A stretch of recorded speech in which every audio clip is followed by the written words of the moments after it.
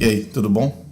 Esse é o fim da primeira temporada sobre o millerismo, William Miller, e todas as informações sobre o nascimento e o começo do adventismo. Esse vídeo é um vídeo um pouco mais longo, se eu não me engano esse é o mais longo de toda a temporada, mas ele é cheio de informações que talvez você nunca ouviu na sua vida. E muitas pessoas, eu acho que principalmente adventistas no Brasil, nunca tiveram as informações que estão nesse vídeo. Portanto, eu convido você a assistir com calma, tem muita informação a seguir, então se prepare e assista o último episódio da primeira temporada sobre o millerismo e o começo do adventismo. Mas antes, eu queria te avisar duas coisas. A primeira é que talvez esse vídeo tenha informações que são um pouco delicadas para muitas pessoas. Portanto, fique atento às informações e se você quiser, assista primeiro antes de assistir com a sua família. Uma outra informação é que eu quero que você se inscreva nesse canal, porque cada vez que você receber uma notificação de um novo vídeo, você com certeza vai aprender muito mais sobre o movimento millerista, o movimento adventista, entre outras igrejas que nasceram nessa época. Bom, basicamente é isso, não vou me prolongar muito, vamos direto para o vídeo e principalmente para a parte final da primeira temporada sobre William Miller e o millerismo.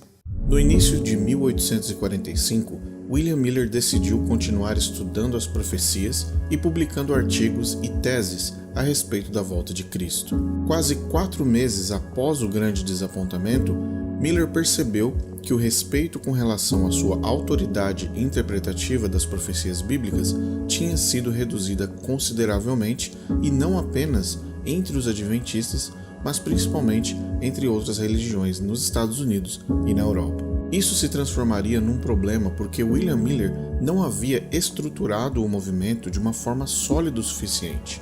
Ele acreditou que Cristo voltaria em 1844 e, de acordo com todos os registros, nunca considerou a possibilidade de estar errado.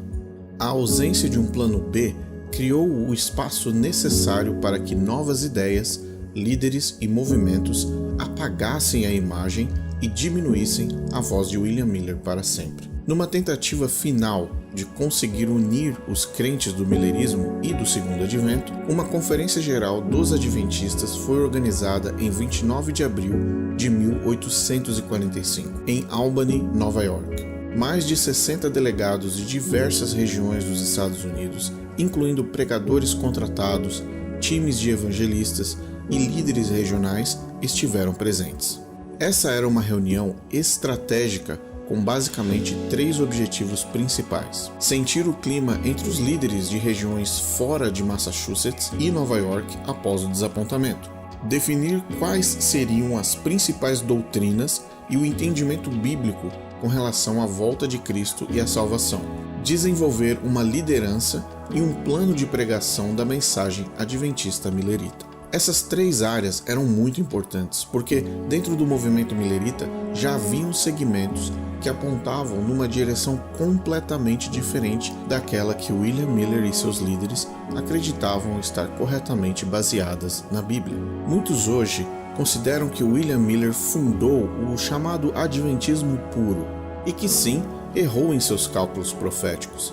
Porém, se toda a confusão da data oficial do fim do mundo e da volta de Cristo fossem retiradas do cenário, o que sobraria seria de fato um adventismo que acreditava num conjunto de verdades bíblicas relevantes, tanto para eles nos anos 1800, como também para muitas igrejas nos dias de hoje. O grande desapontamento foi uma faca no coração do movimento, mas a pior consequência foi o nascimento de um vírus interno que desenvolveu crenças confusas, doutrinas impraticáveis e a prática de atos imorais, que eram no mínimo estranhos, principalmente para os valores cristãos e sociais do século XIX.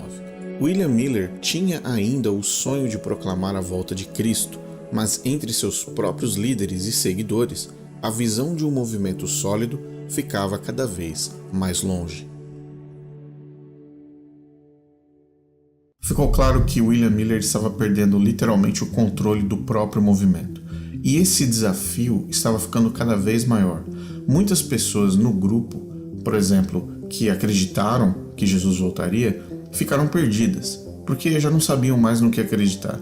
Outras pessoas começaram a estudar novamente a Bíblia para tentar entender onde estava o erro. Outras pessoas iniciaram movimentos aleatórios que tinham como base outras doutrinas, outras interpretações. E você vai ver no próximo bloco agora que existiam 3 problemas e 6 movimentos. Isso junto causou um problema ainda maior, mas existiam 2 grupos específicos que estavam causando um problema mais sério ainda e que se tornariam num divisor de águas para o movimento millerita. Dá uma olhada. Existiam 6 movimentos principais sendo representados na Conferência de Albany e 3 problemas que precisavam ser resolvidos. Um deles, por exemplo, seria a forma como o movimento se organizaria. Porém, 2 desafios eram ainda mais sérios. O primeiro eram os movimentos que se denominavam adventistas, porém atuavam em casas privadas com práticas estranhas em diversas regiões, promovendo cultos que envolviam sexualidade, espiritismo, visões e mediunidade. O segundo problema era a divisão entre um grupo de apoiadores da doutrina do fechamento da Porta da Graça e aqueles que eram contra essa ideia. Vamos falar sobre o primeiro problema: os fanáticos espiritualizadores. Os espiritualizadores sempre fizeram parte do grupo de seguidores de William Miller. Eles eram pessoas que haviam deixado suas igrejas, religiões ou seitas aceitando a mensagem da volta de Cristo em 1844. Esses grupos religiosos sofreram uma grande influência do espiritualismo, do espiritismo e das práticas do oculto, vindas da região do Burnover District, em Nova York. A Igreja Metodista, por exemplo, era na época uma das igrejas que acreditavam em formas de culto e experiências espirituais ligadas ao oculto e atos coletivos não convencionais. Após o desapontamento, muitos membros destes grupos passaram a acreditar numa combinação de doutrinas que eles mesmos criaram, como por exemplo, o entendimento que Jesus havia voltado sim em 1844, porém Cristo ele habitava dentro das pessoas. Eles pregavam que a volta do Messias já tinha ocorrido, mas de forma invisível, e cada pessoa carregava Cristo dentro de si mesmo. Esse grupo realizava suas reuniões privadas nas casas dos interessados em ouvir a mensagem que eles nominavam de mensagem do Advento. Eram reuniões fechadas e restritas a um grupo específico de pessoas. Uma das principais crenças era das revelações divinas através de visões e sonhos. Essa crença já existia em outras religiões desde 1730, antes mesmo de William Miller nascer, porém ficou ainda mais forte após o desapontamento. No grupo dos espiritualizadores existiam diversas mulheres responsáveis por realizar as revelações. Elas, na maioria das vezes, entravam num tipo de transe mental e físico, como se estivessem paralisadas e sob o controle de algum tipo de força sobrenatural. Durante ou após esse transe, elas retornavam a si com uma mensagem supostamente vinda dos céus ou da parte de Deus para os donos da casa onde eles se reuniam. Uma outra prática era dos contatos físicos e abraços íntimos e invasivos durante os cultos realizados por esse grupo. As práticas mais comuns eram de mulheres que rolavam no chão, cantando e imitando como se fossem crianças, se rastejando e fazendo barulhos como gemidos e urros. Outras mulheres beijavam os pés dos líderes dos grupos, comumente chamados de pastores. O beijo nos pés descalços era um ato de humildade perante o líder espiritual e era obrigatório como um tipo de bênção a ser recebida através dos beijos dados nos pés. Outros atos relacionados a este grupo eram os famosos beijos santos ou Holy Kiss. Esses beijos aconteciam entre pessoas do mesmo grupo ou com as visitas e convidados do culto. Os beijos eram na boca, na testa, no rosto e nas mãos. Demais atos como relações sexuais, batismos em águas, o casamento e o relacionamento com múltiplas esposas, consideradas esposas espirituais, e o recebimento de revelações proféticas e mediúnicas através de mulheres vestidas ou nuas em visão, eram também comuns ao grupo de espiritualizadores. Além destas crenças, os espiritualizadores adventistas também praticavam o lava-pés em suas reuniões e aconselhavam aos membros de seus grupos a não ocuparem nenhum trabalho formal, vivendo apenas de doações, alimentos e dinheiro doado entre os grupos e apoiadores. Pais de famílias e homens solteiros que se associaram a este grupo eram chamados de vagabundos e perdidos na vida em suas cidades locais. Muitas cidades passaram a ter sérios problemas com este grupo após o grande desapontamento de 1844, e diversas pessoas foram presas por conta desse tipo de reunião que aconteciam nas cidades. Porém, a grande maioria continuava a expandir seus números e isso se transformou num sério problema para William Miller, que viu o movimento adventista em pleno risco. Pois é, muita gente não fazia ideia de que grande parte do adventismo nasceu de grupos como os espiritualizadores. Esse é um assunto tão delicado, que muitas pessoas não gostam nem de comentar. Mas esse foi o berço de onde saiu o adventismo. E se você nunca ouviu falar nesse grupo, é provavelmente porque você nunca teve acesso aos documentos oficiais, livros e diversas outras fontes de informações que foram ficando no passado, que foram ficando para trás. É muito claro que a origem de um movimento, ou a origem de uma religião, afeta o futuro dessa religião, em vários termos, do ponto de vista cultural, do ponto de vista comportamental e também, principalmente, nas crenças e nas doutrinas desse grupo. Então, a influência dos espiritualizadores no adventismo foi muito grande e ainda existem alguns resquícios disso acontecendo até hoje. Mas é importante você lembrar que as transições de um próprio movimento ou a evolução de um movimento também são naturais e acontecem. Mas naquela época, a guerra entre os dois grupos começou a ficar um pouco mais acirrada, porque principalmente eles tinham duas crenças completamente distintas, baseadas na salvação. E é sobre esse ponto que nós vamos falar agora nesse próximo bloco.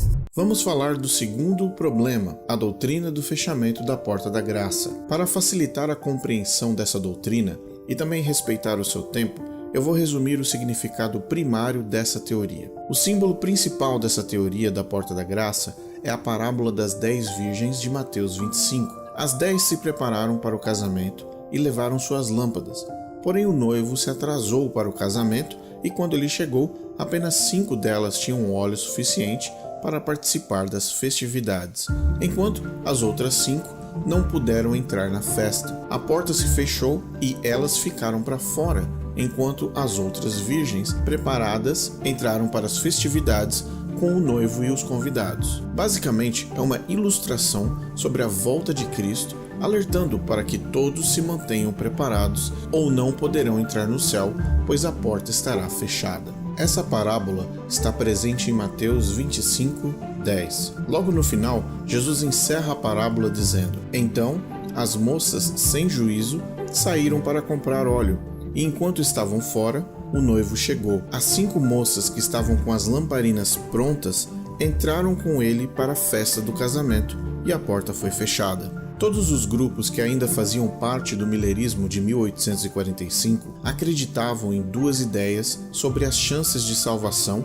após o desapontamento. Em outras palavras, após 22 de outubro de 1844, os milleritas se dividiram em 2 grupos distintos quando o assunto era salvação. No grupo 1, estão os milleritas adventistas, que acreditavam que não havia mais nenhuma chance de salvação após 22 de outubro de 1844. Eles criam que todas as pessoas e seres humanos que rejeitaram a mensagem de William Miller estavam definitivamente perdidos e não seriam salvos. Eles também acreditavam que todos os nascidos após o grande desapontamento também estavam perdidos e morreriam no lago de fogo do inferno. A porta da graça estava completamente fechada e não existiam mais chances de ninguém ser salvo. Estavam salvos apenas aqueles que acreditaram em William Miller ou aqueles que aceitaram a Cristo antes de 22 de outubro de 1844. Além disso, esse mesmo grupo apoiava a ideia de que todos os que faziam parte de outras igrejas ou religiões também eram parte da Babilônia e estavam perdidos, como por exemplo batistas, metodistas, presbiterianos, católicos, entre outros. Eles não apoiavam o trabalho formal e acreditavam que nada mais era necessário, pois estavam todos plenamente salvos. No grupo 2 estavam os mileritas adventistas, mas que acreditavam que ainda existiam chances de salvação e que a porta da graça ainda estava plenamente aberta, que Cristo ainda estava perdoando pecados, intercedendo pelos seres humanos e que todos ainda tinham chances de arrependimento e de salvação. Resumindo, a porta da graça estava 100% aberta. Esse grupo considerou os erros de cálculo de William Miller e rejeitaram qualquer noção de exclusivismo ou separatismo santo, como sendo o único grupo que tinha a verdade. No final, os dois grupos ganharam 2 apelidos: os Adventistas da Porta Fechada e os Adventistas da Porta Aberta. Esse não era um problema pequeno. Além de todas as possíveis implicações que ambas teorias traziam na época, o próprio movimento automaticamente também iria sofrer com a continuação desse conflito de ideias. William Miller já havia abandonado a ideia da Porta da Graça fechada. Ele tentou acreditar nessa proposta, mas em alguns meses considerou que era uma doutrina errada. Porém, ele sabia que o grupo que poderia trazer mais prejuízo para o seu movimento era justamente a galera adventista da porta fechada.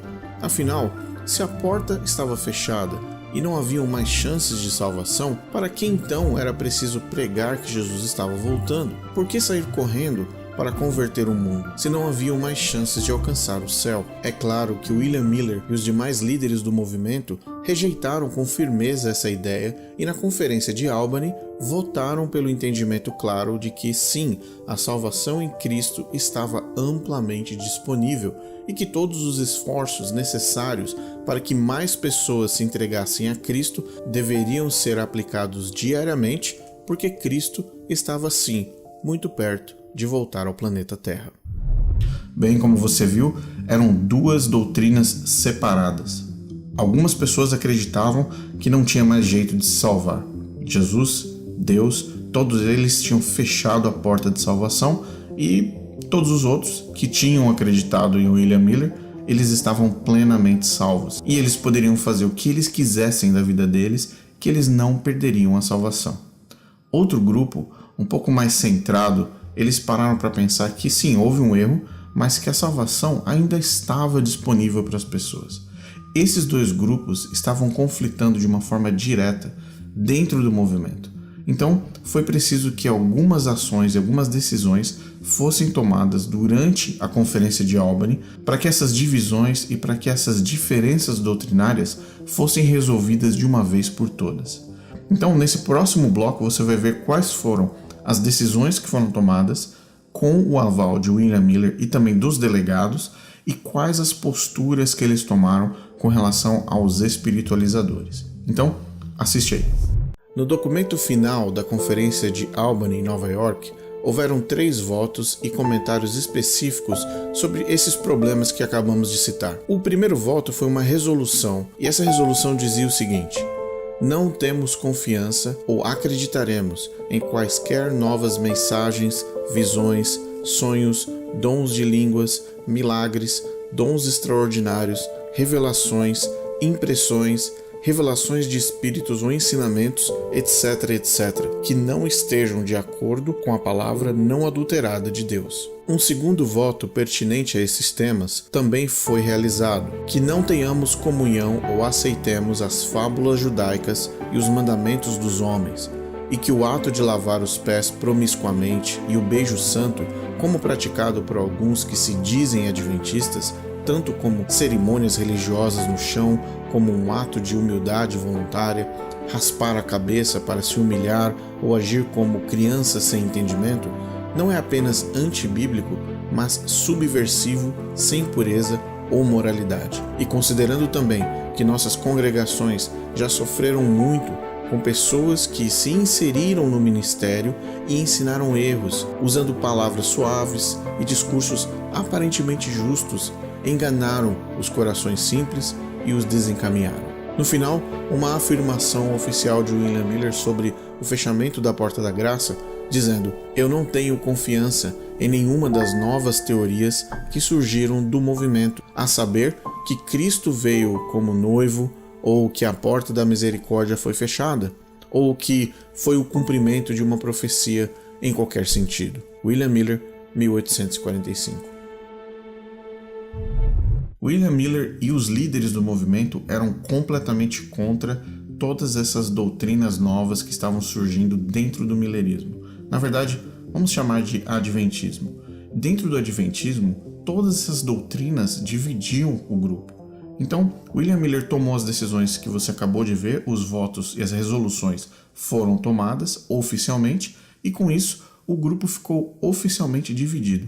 E a separação entre os espiritualizadores e também o movimento adventista ficou muito claro e muito definido. Porém, as pessoas que tinham parte com os espiritualizadores ainda estavam presentes dentro das outras regiões. E o que aconteceu foi a criação de movimentos diversos e espalhados em vários estados da região de New England.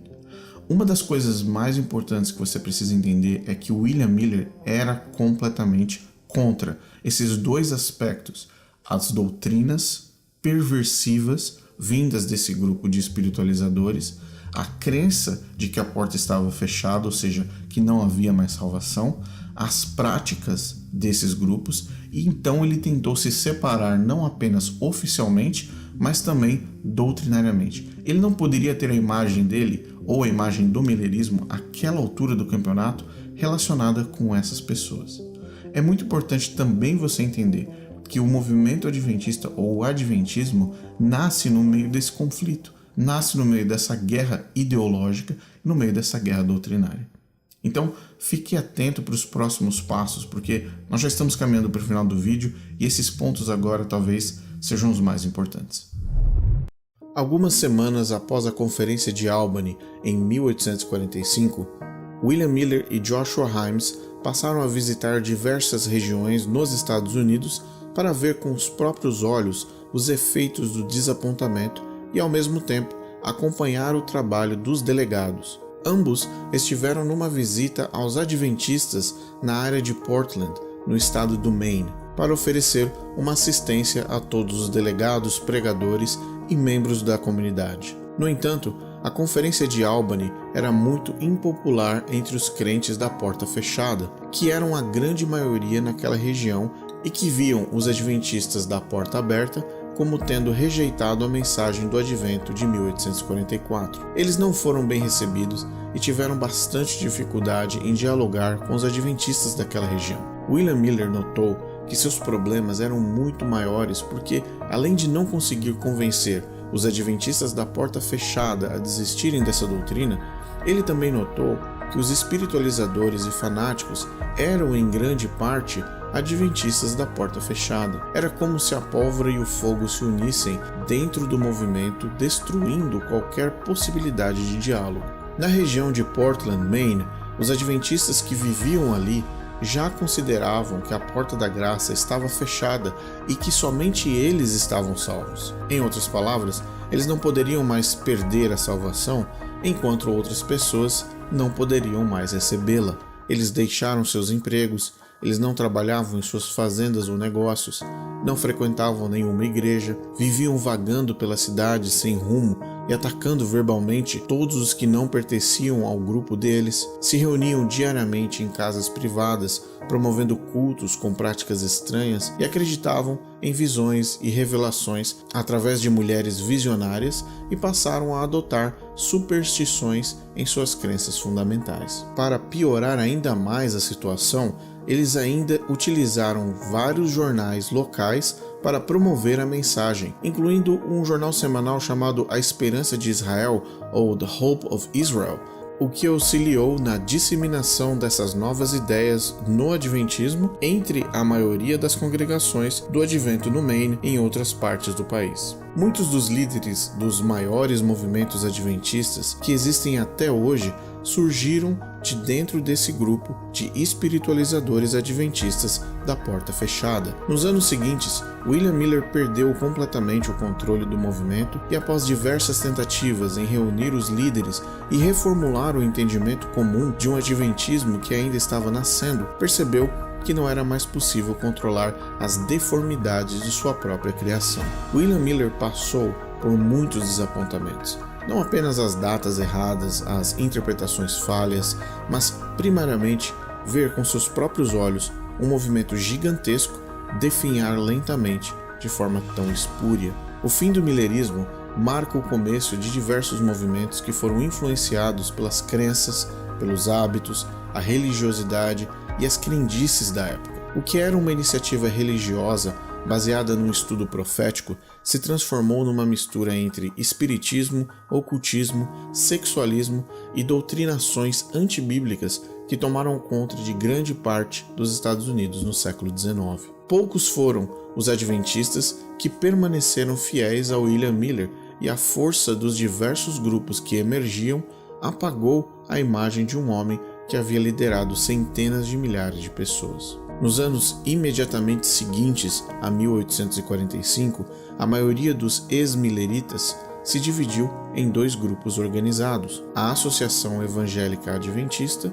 e a Igreja Cristã do Advento. Ambos os grupos se opuseram fortemente contra o pequeno grupo que era composto por adventistas da porta fechada e espiritualizadores que estavam crescendo e que estavam também estudando uma nova teoria baseada nos estudos de William Miller. Esse grupo era liderado por uma jovem visionária conhecida pelo nome de Ellen Harmon. Esses adventistas acreditavam que William Miller estava correto sobre a data de 1844, mas estava errado sobre o evento que supostamente havia ocorrido. Eles argumentaram que um evento diferente tinha acontecido em 22 de outubro de 1844, um tipo de julgamento que envolvia uma combinação entre Cristo, o santuário e a definição oficial de quem estaria salvo ou perdido.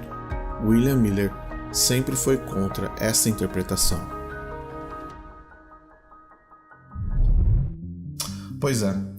Uma das coisas que William Miller percebeu junto com os seus líderes é que agora eles não eram nem bem recebidos nas regiões onde antigamente as portas estavam abertas.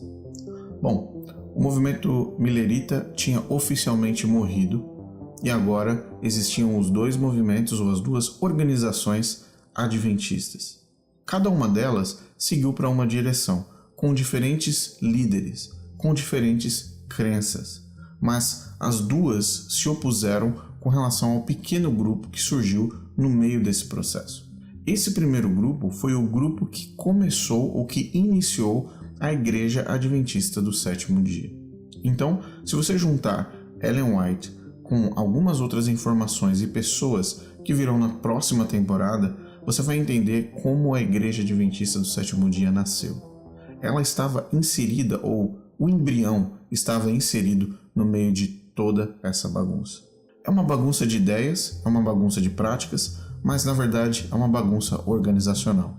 Lá no primeiro vídeo eu disse que William Miller tinha criado um problema que durava até hoje. E essa é a mais pura verdade. A confusão de todos esses movimentos, todas essas ideias, causou uma série de efeitos, tanto no âmbito social, como também no âmbito religioso cristão da época. Muitas igrejas que existem hoje no mundo e que continuam ativas são frutos desse movimento e frutos do resultado desses conflitos. Ou seja, confusão desde o começo, datas erradas, decepção, conflitos internos ideológicos e doutrinários, incluindo tudo que você acabou de ver. A história do millerismo não é simplesmente ele previu uma data, as pessoas ficaram muito tristes e depois foram todos felizes para sempre. Isso não está nem de perto registrado. A grande verdade é que o millerismo sofreu muito, não apenas com decisões erradas, mas principalmente com pessoas que decidiram tomar a própria visão e o próprio entendimento sobre as escrituras e definirem novos caminhos para a religiosidade das pessoas. Bom, nessa última parte agora, você vai ver como tudo se encerrou, como tudo acabou, como é que William Miller encerra a sua jornada. E depois a gente volta para conversar. Sua esposa, Lucy Smith, escreveu uma carta para todos aqueles que ainda seguiam a mensagem do Advento, originalmente pregada e defendida por William Miller, dizendo: Desde nosso último encontro, vocês foram chamados para lamentar a morte de um esposo amado, um pai terno e um amigo afetuoso. Em seu luto, nos solidarizamos verdadeiramente. Em sua perda, também perdemos um amigo e irmão. Mas lamentamos nossa perda em vista de considerações mais elevadas. Nós o consideramos um homem chamado por Deus para uma obra muito importante, e como um homem grandemente abençoado no desempenho bem-sucedido dessa obra.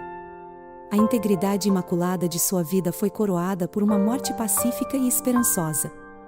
Nossa oração sincera e unida é que a graça que o sustentou sob severas provações até sua cena final possa apoiar vocês em seu luto e em todas as aflições dos dias atuais, e que garanta a vocês o gozo do glorioso futuro. Oferecendo a sua aceitação a esta expressão de nossa simpatia e condolência, continuaremos seus irmãos afetuosos na fé, que foi pregada e entregue aos santos. William Miller morreu 5 anos após o grande desapontamento. Ele morreu em casa, doente, mas sem sofrimento, com 67 anos de idade. Ele foi enterrado em Nova York em dezembro de 1849.